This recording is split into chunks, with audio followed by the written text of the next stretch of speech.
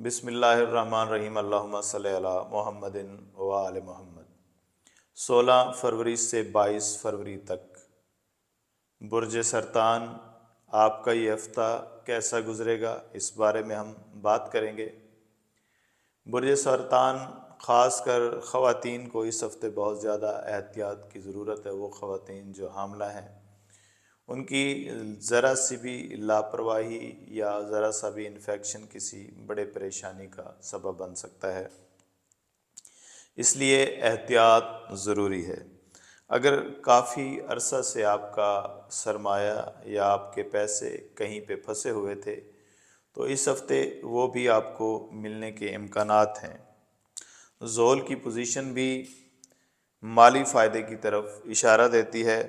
पुराने या करीबी दोस्त की तरफ से आपको धोखा मिल सकता है। गुस्सा घर वालों के ऊपर निकालने की बजाय अपने आप पर कंट्रोल करें, वरना आपकी साख मुतासिर हो सकती है। कारोबारी अफराद के लिए हफ्ता नॉर्मल रहेगा, मगर तरक्की के लिए नई हिकमत अमली बनाने में आपका फ़ायदा है। वक्त ज़ाया ना कीजिए।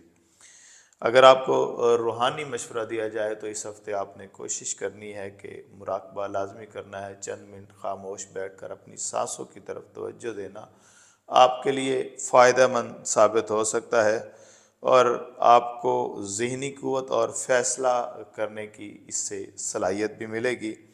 रिश्तों में हसासियत ज़्यादा रहेगी, बातचीत में नरमी अख्तियार करें, बदगुमानी से बचें। शरीक के हाथ के साथ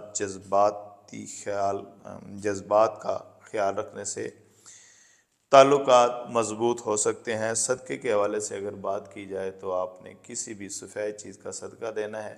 इस हफ्ते आपने सदका देना है और आपके सदका देने से आपकी बहुत सारी परेशानियां जो हैं वो हल हो जाएंगी और आपने दुआ करनी है, या अल्लाह बेहक़्क़े मोहम्मद व आले मोहम्मद मुझे हर धोखे मुसीबत से महफूज रख और मेरे घर में सुकून और बरकत अता कर।